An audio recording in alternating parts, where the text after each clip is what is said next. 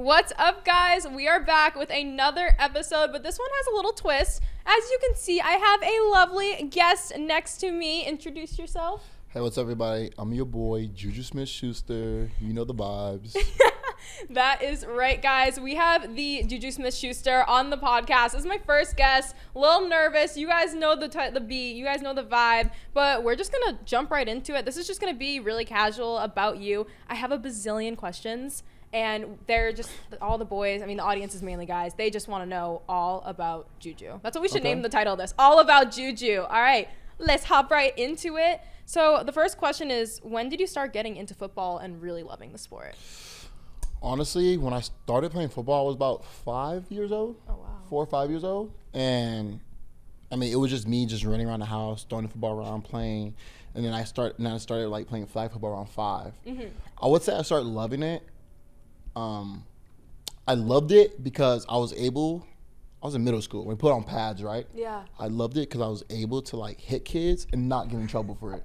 So like, imagine going around just smacking kids. You're like the biggest kid on the field. You're just smacking kids left and right, and people are like clapping for you. Yeah. Because you're doing your job and like you're doing something that you love. So I would say then, and then I love the sport, and ever since then I just fell in love with it, and now I'm 5 years into the league. That's crazy. NFL. Do you ever feel like when you were a kid, like you never would have saw yourself where you are now? Oh, always. There's moments in my life where, I would like pause for a moment and be like, wow, I'm living like my dream. Yeah, like little JuJu, like imagine little JuJu watching you on TV, like how proud he'd be. Oh, I think he'll be shocked. Insane. It's like a butterfly effect. No, you just never know where we're going to end up at. And I'm very blessed where I'm at. And like I said, I'm able to give back and be a role model for so many people who I used to look up to and kids who look up to me now. Oh, that's awesome.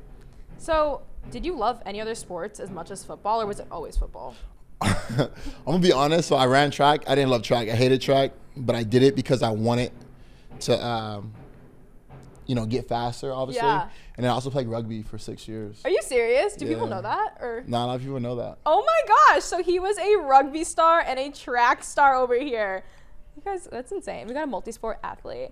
So do you have like an idol in the NFL that you look up to?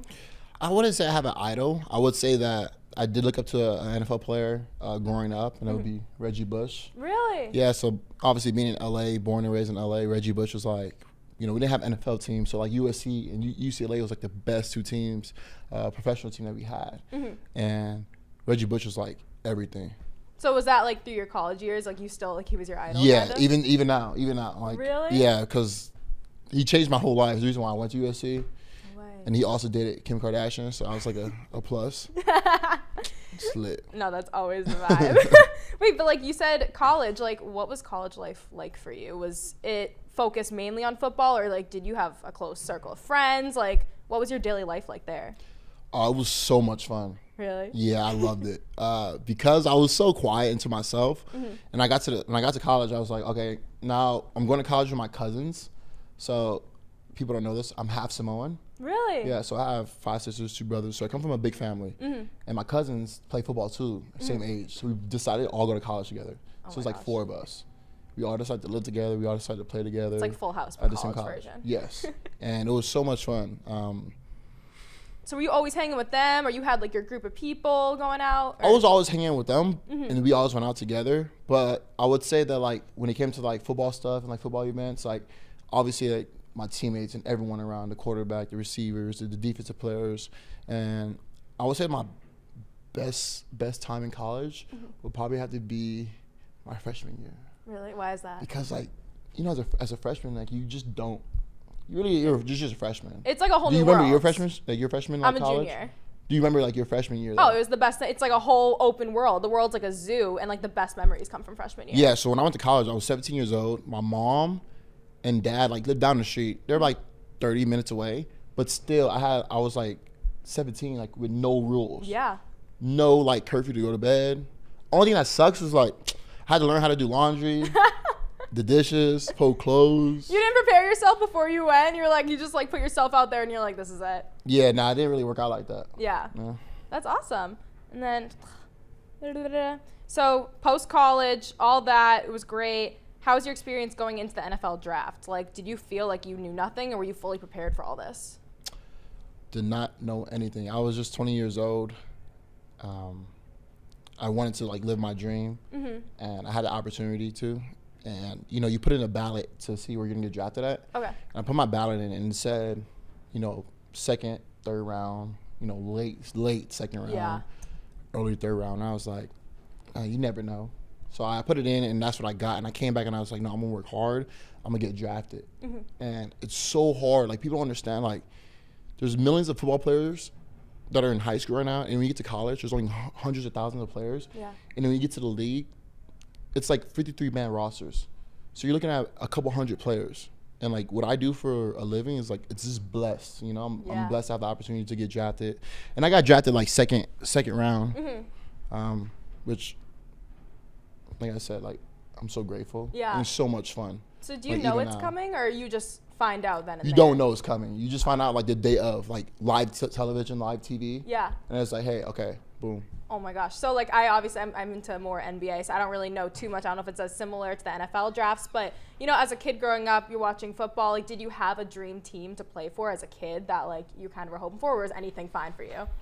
I didn't have a dream team just because like in California there was like the Raiders just had left in 1996, and there was no NFL team there, so I didn't really have a dream team. It was like wherever Reggie Bush goes, I was cheering for. Yeah. So like, but like even now, like I play for the Steelers, but my dad's a Bears fan. Oh my brother's a Seahawks fan. My mom's a fan wherever I go. My sister and her boyfriend are Philadelphia fans. Yeah, so my dad, like we play against the Bears, and he'll be like, "All right, I want you to have like a crazy game, but I want the Bears to win." He's like, on the other hand, like I want my team to win. So it's like a win-win for him too. So yeah, he just loves to watch it. So your entire family is a football family. So everyone, all right, got you. What were some of your feelings going into the draft? I didn't know, honestly, I didn't know what to feel. Obviously, like being, young and going into the draft, I was like, I want to get drafted just to make my family proud. You know? I didn't really care where I got drafted at, just because it's just so hard just to even get drafted, let alone, get put on a team. I just needed one opportunity, and that's what I wanted to do. And it was so funny. I got a call. So this is my draft day. So the first day, 5 receivers get drafted in the first round. And I was like, whoa, unheard of. Yeah. So that bumps me up to get drafted, in the second day. So you're like, this is good news. So this is good news. Yeah. And then like, I think I'm gonna get drafted in the first round, but I don't. I'm really bummed and really sad about it. Yeah. And I'm like, wow, like I thought I was gonna get drafted in the first round, but it didn't happen. So I said, I'll pray on it, wait. Got drafted in the second round, but I got drafted late. But so funny, I had ordered Postmates, so like, my phone, like on draft day, you just wait for a phone call. Yeah. I ordered Postmates, and I did a phone call. The driver called me. I'm like, and everyone's listening at this point. They're like, hello, hi, I'm outside. And I was like, outside? What do you mean outside? Like, oh, your McDonald's is here. I was just like, wait, now we need to know though, what was the draft day McDonald's order? We need to know. Oh, I'm a big Big Mac guy. Okay, yes. And then large fries, large sweet tea, and a fish fillet. Oh no!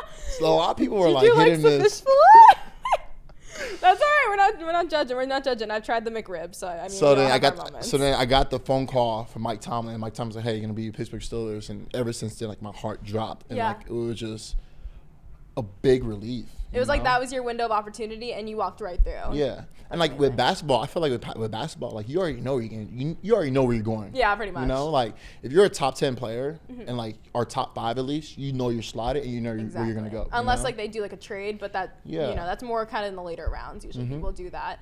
Oh, that's crazy. So you get drafted. I guess like what we can start with is like what was the biggest change to your lifestyle? Like it's a huge lifestyle change. Like I'm sure it takes a whole 180. And then as you grow and grow and grow, like what has mainly changed kind of physically and mentally from your life before you blew up versus after? I think the biggest thing for me that changed is that like me moving away from LA, like my family. I'm a big family guy, and at 19, 20 years old, like I went from living in like with my family in a small house to like living in Pittsburgh by myself. Yeah, because you're like still a kid at 19 and 20. Like you're still like living with your parents sometimes. Like it usually like it's like until you're like 25. Like some people live with their parents. Yeah, So. and it's like for myself, like I was like, wow, this is a big change for me. The weather changed. I'm by myself. Like I was really like sad and like lonely, but I knew that like in order to like make my family proud, I had to like work hard every single day, and that's what I did. You know, going into my rookie year and even to now, like I just bust my butt off because I want to make my family proud, and I didn't want to be a disappointment. You know that feeling like disappointing your parents? Yeah. I mean, kind of like the same reason why you drive 2 hours every day. Yeah, like why I go to college. You go to college every day, but it's just like that feeling of like, you know, to make them proud and happy. Yeah. So it's like you're doing it for that outcome, and it's worth it. And like before this, like I'll be honest with you, I hated social media. Really? I didn't start my social media until my junior year in college. Okay, so you had the Instagram and everything before you went into the NFL, and then obviously after that went crazy. One of my good friends was like, "Hey, you should start Instagram," and I was like, "I don't really, I don't want to be. I want to be like Marcus Mariota, like off the grid. Nobody knows where I'm at, what I'm doing, my personal life." And then he was like, "Well, look at like Reggie Bush. Look at the people who are doing positive things for positive people and doing positive lives." And I was like, "Oh, I mean, that sounds about right." So he started like my Instagram. And even to this day, like he still runs all my accounts. Oh, the friend that told you to get Instagram runs your Instagram? Since college, way. Oh my gosh. So he runs like everything, but besides, obviously, like I do like TikTok because those are live. Snapchat, those are live. And ever since then, I started off with like, I got a shout out from Adoree Jackson because he was on social media, and I was at probably around like 50K, and then I got drafted and I went to like 100K. And then like I started doing like big things like, you know, our Steelers rookie player, my bike got lost, I got Boujee, and then so many things just started stacking after that. And then that's when I was like, wow, at 20 years old, my life completely changed because I went from being a kid from LA who just loves to play football with no social media to a person with millions of followers, millions of dollars. And I'm 20 years old in a city where, you know, I just became famous. It's like so it was everywhere you go. It literally was like this. Like overnight. It's overnight, like snap. I woke up and I was like, whoa. That's crazy. No, I literally went from like being like nobody knowing who I was to like everywhere I go, it's like, whoa. This is like life shocking. You're like a household name in football. So when you talk about like, wow, do you ever have those moments where you just sit there and be like, wow, like, who would ever thought I would be in this position right now? Like, whoever thought I would be here with Megan Overtime doing a podcast on her first episode? And I'm doing it. And you're doing great at it, by the way. I mean, you got a lot to say. I'm like, this is awesome. This is going so well. Yeah, so all of that changed in a matter of like overnight. And I was just like, wow. So like I said, like it's blessed just to even be here in my position. And now I look at social media like a positive, like not negative. Because, you know, they always talk about once you post something on social media, it's there forever. Oh, yeah. And, like, people will track it 10 years later, you know? So that's good that you started, like, 'cause a lot of people have social media and, like, people go back and find old stuff. But I actually wanted to ask you about that. Is like, you said it's in a positive light. It's a really good platform. You can talk about, you know, social issues, things like that. You can help people. You can have community outreach. It's people so they can access you. But do you ever feel like there are moments where social media kind of negatively impacts just maybe it's just in general with athletes or you? Have you ever had a moment where it kind of negatively impacted you, or maybe it like caused drama on the field? Because sometimes it translates to on the field, you know, fans.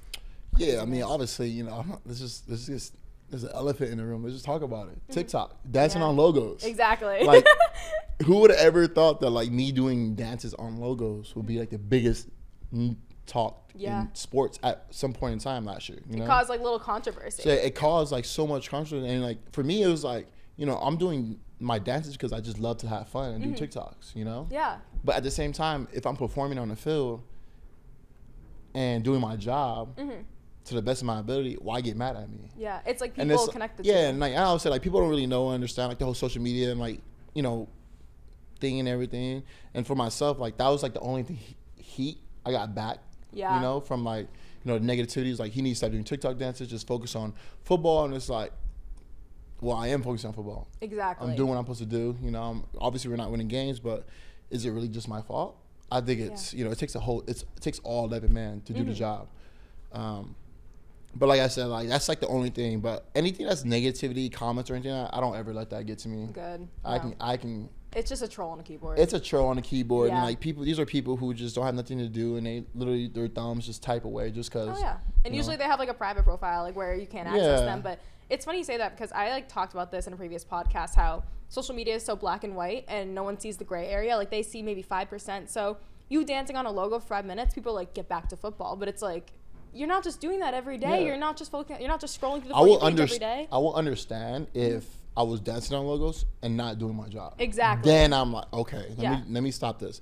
But at the end of the day, like you say, the whole social media thing, like, yeah, it's a black and white area, and it's Yeah. like there's a gray area. Because what fans see, they run with it. They take and run. So it's like so annoying when fans are like, get off TikTok. And it's like, come on. Like I'm performing on the field. I'm doing what I want to do. But I love that you do TikTok because honestly, it kind of gives you more than just a football identity. It kind of just shows you as a person that you just like to enjoy your life. And that's what I was just talking with Sasha about. I was like, look, if you really think about it, like, like basketball players become famous out of high school. Yeah. Like because their image, their face is always being shown. Think about with football, like unless you're not like a household name, it's really hard to grow your social media in football because you're wearing a helmet. It's hard to people see you and your personality, your image and all that. So, and that's why I do so much stuff with YouTube, TikTok, Twitter, Instagram, Facebook, because it shows the audience like, hey, I'm more than just a football player. Exactly. I'm more than just an athlete.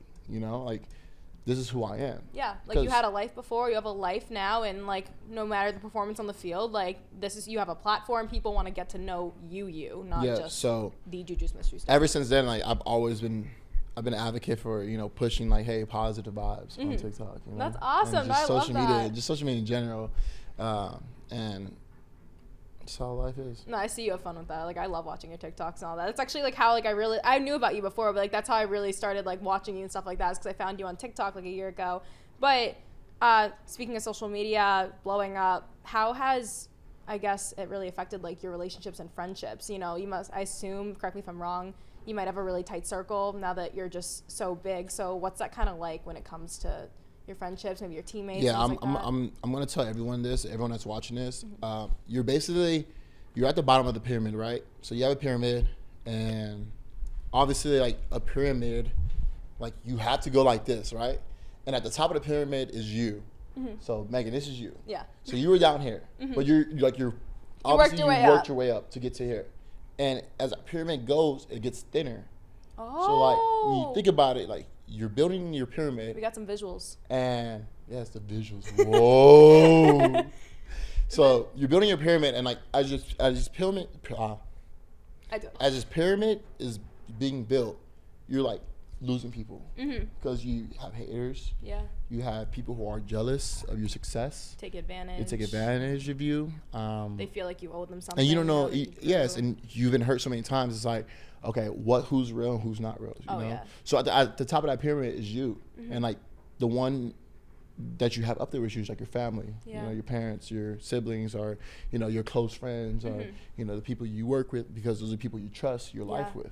So what I'm saying is like you're gonna have haters and jealousy and all that because you're successful, and that's just part of life, and that's just anyone, any aspect. And for myself, I would say like I've lost my closest friends that I thought were the closest friends to me. Too, yeah. And I thought like I can get trust in my heart, and when you get hurt one time, it's like, wow, I can't let that happen again. Yeah, and it's like you don't really have the time and the energy for that. Like you really got to focus on you, because if you let too many outside sources affect you, and that's going to affect your job, it's going to affect your mental health, all that. So no, it's so crazy, because I always wonder, and people want to know, like, how do you just deal with that? How do you, because some people come back like after you've blown up and they're like, hey, remember me? Hey, remember me? Like they feel like you owe them something in a way. So you kind of decide like what bridges you kind of have to burn and things like that. So, and I think for myself, like me personally, and when it comes to like relationship with friends, like from the past and stuff like that, I'm still cool with them. I don't want to be that person like, wow, I'm too, big shot, or I'm too, I'm very humble. I'm thankful for, the people who helped me get to where I'm at today, and I help those people out, obviously. Awesome. But we have to meet halfway. I'm not the type of person just like, oh, I'm gonna just give you all this just because we had something in the past. Like, no, like if you meet me halfway, like I'll help you. But like you said, right now for myself, like I'm 25 and my life changed when I was 19, 20.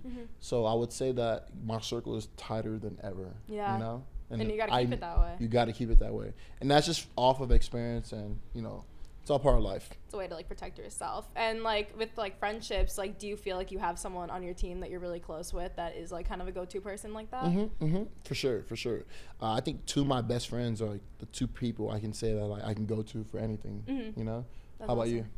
No, I it's funny that you mentioned, like, your closest friends that you don't have anymore. Like, I kind of, like, lost my closest friends, but, you know, I found new groups of people that kind of accepted me, like, from school or just from back home that have either been there with me from the start, from the beginning. Like, I have one hometown friend that throughout everything, you know, never changed, never even asked about social media, none of that. And then I have new friends that I actually found through social media, but, you know, love me for me, and they don't even ask about it as well, but that's just how they found me. So there's like a love-hate, because it changes some of the friendships you've had before, but at the same time, you find new people through social media that really, like, impact your life for the better. So, yeah, like, I mean, let alone, I can't even imagine for yourself. You know, like, you're a female, and, like, your life, you know, it's blown up to be, like, who you are today. And, like you said, like, you know, you lose those friendships, but also, like, you know, just people who are just coming into your life. And it's like every day. I'm actually curious, how do you deal with, like, people coming at you for business, or people coming at you for, like, you know, personal stuff? It's weird because a lot of people come at me for business at the start, and they act like it's for business, but then, you know, people always try to kind of wedge their way into your personal life, and it's weird because you kind of gotta navigate, like, this person does, you know, maybe say you're friends with somebody that works in the industry with you, so it's weird because you never know, like, really what's a friendship and what's professional. And, like, I'm friends with a lot of people in the NBA, and it's, you never know, like, I work with these people in the future, or maybe I've worked with them in the past, and it's like, where's the fine line between, you know, friendships or, like, this is just work. So to distinguish, like, between the personal and the business, it's kind of like a fine line, because a lot of people I know are in the sports industry. Like, you're in the sports industry, it's weird, especially, like, I get a lot of male attention from just, like, my TikTok and social media, so, like, I guess I've learned how to navigate that in that way, despite being, like, a woman in sports. Like, that's also an issue too. Like, so I give you props, like, for any woman that's in sports, like, not even for yourself, like, I give you so much props, because, like, what you deal with is, like, so much craziness. Every single day you have male, you know, people coming at you because of, like, you know, what you're doing. Like, now you're talking about basketball, like, you don't know basketball. People are like, you don't know basketball, you don't know football, you don't know, because, like, you're a female. But it's like, no, like, you still can do that. You still can, like, you know, have those relationships and still be professional. And that's why I said, like, when you reached out to me, I was like, wow, like, this is pretty dope. Like, this is really cool, because what you're doing right now is, like, nobody's, like, is doing what you're doing right now. So, like, you're unique in your own way. So, like, figuring out between, like, relationship between friends and, like, business and personal is, like, it's where it's at. And for myself, like, within the past 5 years, I think I've mastered it now. Really? You know, off of experience and, you know, just life. No, I feel like I'm a lot like you, because I started being just, like, a girl in, like, a small hometown in Boston, or north of Boston.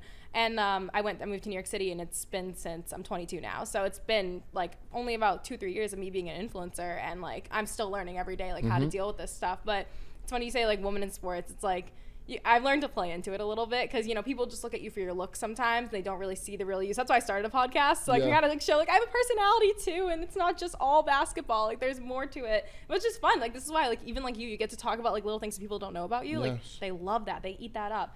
Just fun. Because then, like, I don't know, when people don't just see a face, they feel like you're more real and human to them. Like, you're more accessible to them. So that's what I love about Overtime. It's really kind of genuine and down to earth. Yeah, so. Shout out to Overtime, man, making this actually happen. Shout out to Megan for making this happen. Shout out to JuJu. Shout out to the JuJu and Overtime collab. That's not even out yet. It's coming out soon. Just chill. Just wait on it. I'm rocking the black one over here. I like both of them. Like, it's dope. And you got the purple hair going on. The best part about it, though, do you see my dog Boujee hanging out the car, though? No way! Wait, are you serious? Yeah. Boujee has made a cameo in the sweatshirts. Y'all gotta go Boujee has made a cameo. When these drop. Have these dropped yet? No, they haven't yet. Okay, well, we need to make this, like, really huge when it drops. Yeah, let's drop this. Let's get a mini one for Boujee, too. Well, we should, huh? Oh my gosh, no, I love it. Corvette. I'm so glad I got one. They had an extra one for me. This is awesome. So speaking of your sweatshirt, we see Boujee hanging out the window looking dope as ever. What is the story of Boujee? Like, when did you is it him or her? It's a boy. Oh, okay, so when did you get him? So Boujee, I got him, I think, 2018. I think it was after my rookie year, and I was, like, by myself, and I was super sad. I was going through a heartbreak up. No, I'm just joking. Psych. Never. No, it's fine. Nah, I was really sad, and I was like, just like, because I was bored. I was home alone. Yeah. Like it was to the point where like I would call my mom, and I was like, Mom, just put your phone on speaker and just leave it, just so I can hear like my Oh siblings. my gosh, it's like the FaceTime calls where you Yes. don't even realize the person's on the phone And anymore. I loved it because like when I was so used to like being in a household with like 20 people. Yeah. And like, always talking to somebody. always hearing the sound like my siblings running around, playing around. And I used to do that at night sometimes just because I miss my family so much. And I was like, I'm just get a dog. Yeah. And I think if I have a dog, like, you know, it keeps me busy. Because my teammates were like 30 years old with kids. They don't have time to hang out with me. Okay, so you're like the little baby on the team, Yeah. and no one gets it because they already went through it. So everyone on the team is like older, you know? Yeah. Like it was like I need to find something to do. So I got a dog. I picked a French bulldog because they're small to travel with. They don't shed a lot. And their personality, you know, is funny and they're goofy. And they're cute. And they're super cute. Yeah. So like Boujee is from San Francisco, like 4 hours north of San Francisco. And I named him Boujee because he lives a bougie lifestyle. He does. Like, he gets everything he ever wants, you know? He gets peanut butter, he gets treats, he gets unlimited snacks. I see him riding in the car. He's riding on your in the TikTok. car, he's on the TikTok. And on Instagram, he has 21K on Boujee Instagram. has an Instagram? He has 221K on Instagram, and he's verified as a dog. Are you? No. Who got him verified? He got himself verified. Guys, Boujee's an influencer. Literally, you guys know, Boujee had like this viral video in his cage. He was jumping out. Yeah. Like literally jumping out, like trying to get out of his cage when I wasn't home. And I would come home and I'm like, dude, how are you getting out of your cage? He would literally jump out and like his two front like legs, he would like hook on. And then his back leg, he would like just keep kicking. So it's then, his fault that he's famous. Like he knew what he Yes. was doing. Okay. All So right. he got out and I recorded him while Yeah. he was doing it. And he got out and he went to like this Starburst bag of candy, and then Starburst picked it up, and then like the social media picked it up, and then Oh like the my news gosh. picked it up. So now like you have articles about my dog, and boom, verified. So you picked the perfect dog. I mean, this Oh, dog he's is literally getting a so- check for you at this point. He's so perfect. We gotta get him. No, so we really need the Boujee sweatshirt. We need to, Sasha. We need to make a note for Dylan to make a Boujee sized hoodie, yellow and black. Cause I mean, we gotta drip him out too. Boujee No. is Boujee. I mean, we're gonna definitely probably put up a graphic of Boujee's like Instagram. I don't know where I'm pointing to, but somewhere in here, let's put up like a graphic of like his Instagram and just see like he probably has more likes than me. Let me see.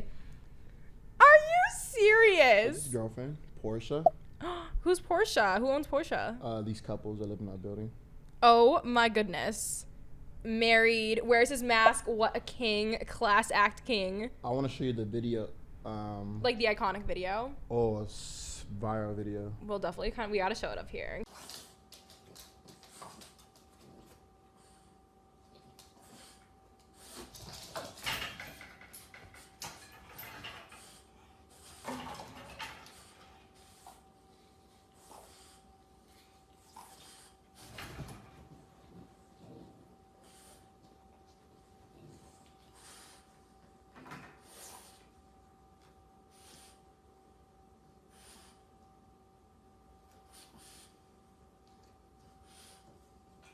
Bought a chain. Oh my goodness. He wears it. It's like 30K.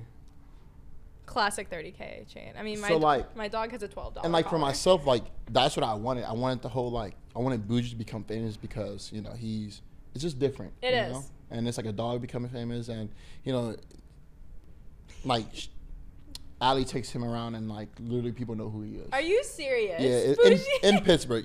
Let's say in Pittsburgh. I'm surprised that Boujee he's probably signed autographs at this point. I am not shocked. Paul autographs. What's a fun fact that nobody knows about you? What's a fun fact that nobody knows about me? Yeah. Um, Like maybe something you do every day that no one knows. I can spit a piece of gum like 20 feet in the air and then catch it back in my mouth. How'd you discover that you can do that? One day I was just chilling. I was bored. I practiced. I was waiting actually to practice. And I was chewing gum and I was laying down actually. And I was like, but it's actually like ever since then, like I was like, wow, actually this is pretty cool.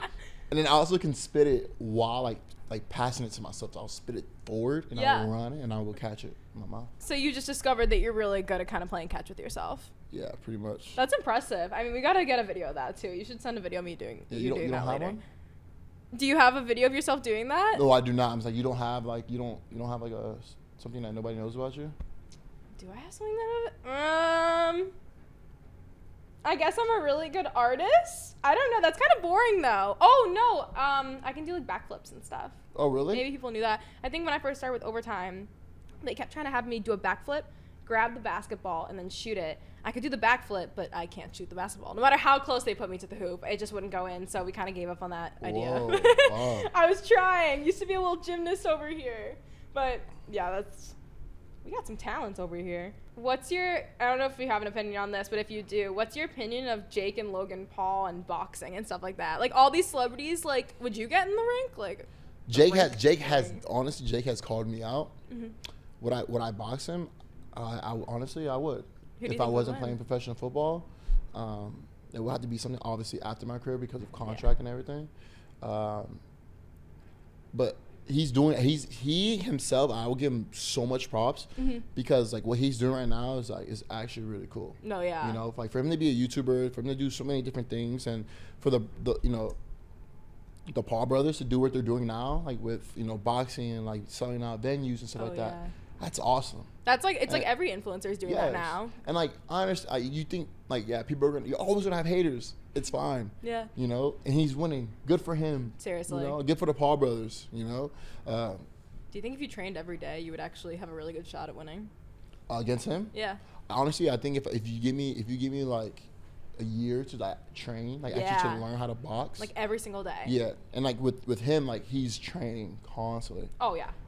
But I think, like I said, it would be a fun match. That'd be so dope. People love to see big people in the ring. I want to do it. They should have a female TikTok influencer. Be really cool. Yeah. So what do you think about like the whole like TikTok and YouTubers fight?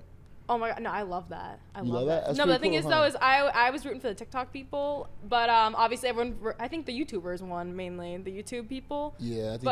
No, like I like the Bryce Hall and Austin fight. Oh my gosh, that was like so hyped up. I was supposed to go to that. I think it was in Miami, and I was in Miami when it happened, but I couldn't get tickets to it. But like all that stuff is just so crazy because it gets them so much media attention, and whether it's like rigged or not, and they know the outcome, it's like they sell at the venue, like you said. It's crazy. No, I would so do it. If I had time to train, I would so do that. What's your opinion on AB this past weekend and what's happening? My opinion on AB.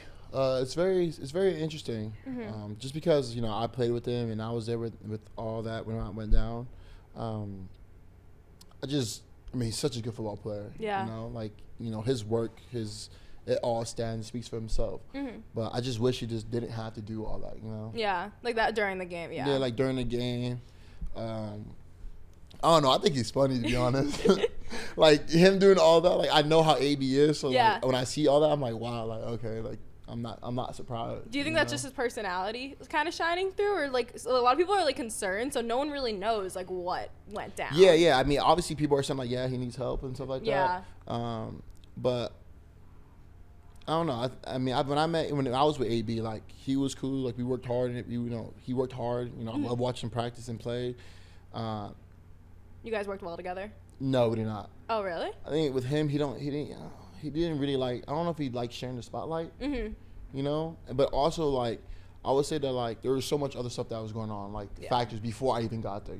Yeah. So, but I just wish he just didn't go out like that. I wish he could still play ball, still get paid, and for his family. Yeah. No, seriously. Like his kids are amazing. Really? Like if you see his kids, like they're so beautiful, so cute. Oh, and they're I didn't awesome. know. Yeah, he has a beautiful family and big fan. So when I was around him and like his kids, I was like, man, like, so I'm rooting more so for he does better for his kids and stuff. Yeah. That like no, he does well. Yeah, it's like wishing him well. I feel that. All right, guys, that was Fresh Daily Meggs. My first guest, the JuJu Smith-Schuster. Thank you so much for coming on. You were awesome. Thank you for having me. This has been amazing. Just so I can show not only my own personality, but obviously you too. So yeah, thanks for having me. Shout out to Overtime.